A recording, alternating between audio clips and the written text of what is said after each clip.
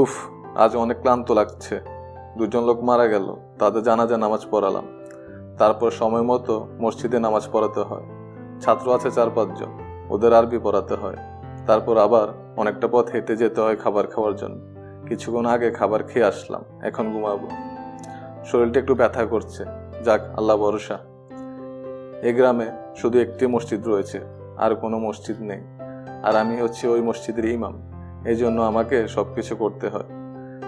আমার সাথে মুয়াজ্জিন আছে একজন, ও আর আমি একসাথে একই রুমে থাকি। ও গ্রামের বাড়িতে গিয়েছে, 4-5 দিন হবে, কাল চলে আসবে। আসলে ও আমার একজন ছাত্র, খুবই ভালো ছেলে, 5 ওয়াক্ত নামাজ পড়ে। মাঝে মধ্যে আমার শরীর খারাপ হলে ও মসজিদে আজান দেবে, নামাজ পড়াবে, সবকিছু করবে। খুবই অমায়িক একটা ছেলে। না, অনেক রাত হয়ে গিয়েছে, ঘুমিয়ে যাই। ফজরের নামাজ আবার পড়াতে হবে।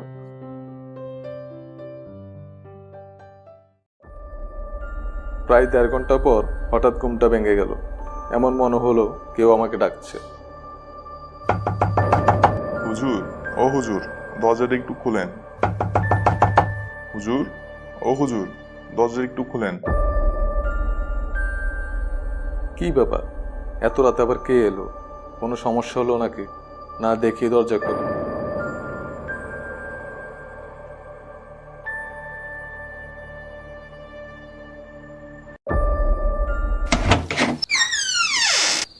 দরজা খুলে দেখলাম 4-5 জন লোক একটি লাশ নিয়ে দাঁড়িয়ে আছে। কি ব্যাপার, এত রাতে লাশ নিয়ে এখানে এসেছে কেন? জি বলুন। হুজুর, অনেক বিপদে পড়ে আপনার কাছে আসছি। আমরা পাশের গ্রামে থাকি। আমার চাচা মারা গিয়েছেন, ওনাকে এখন মাটি দিতে হবে, তাই আপনার কাছে আসছি। আমাদের গ্রামের হুজুর বাড়িতে গেছে বেড়াতে। হুজুর চলুন, তাড়াতাড়ি জানাজা নামাজ পড়িয়ে মাটি দিতে হবে। মনে মনে ভাবছি, এত রাতে জানাজা নামাজ পড়াবো? রাত বাজে 3টা। তাদের কাউকে আমি চিনি না, হয়তো পাশের গ্রামে থাকে, সেজন্য কখনো দেখিনি। কথা শুনে তো মনে হচ্ছে আসলেই বিপদে পড়ে এসেছে।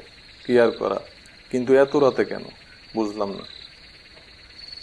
আচ্ছা ঠিক আছে, আপনারা লাশটিকে নিয়ে মসজিদের সামনে যান, আমি আসতেছি।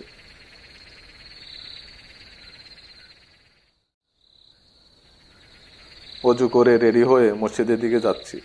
সবাই অপেক্ষা করছে আমার জন্য। তাড়াতাড়ি জানাজার নামাজ পড়াতে হবে।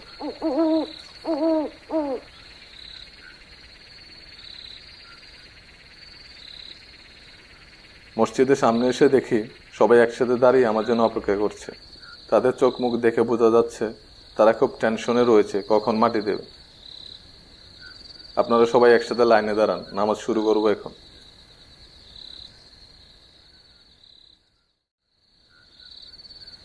السلام عليكم ورحمة الله.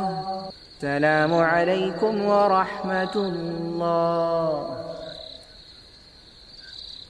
নামাজ পড়ানোর পর যখন তাদের দিকে তাকালাম, তারপর আমি যা দেখলাম নিজের চোখে বিশ্বাস করতে পারলাম না। আসলে কি আমি সত্যি দেখছি নাকি ভুল? মাথার উপর আকাশ ভেঙে পড়লো, বইয়ে প্রচণ্ড হার্টবিট বেড়ে গেল। কি করব বুঝতে পারছিলাম না। আমি এতক্ষণ যাদেরকে নিয়ে নামাজ পড়লাম তারা তো মানুষ নয়, তারা সবাই যে।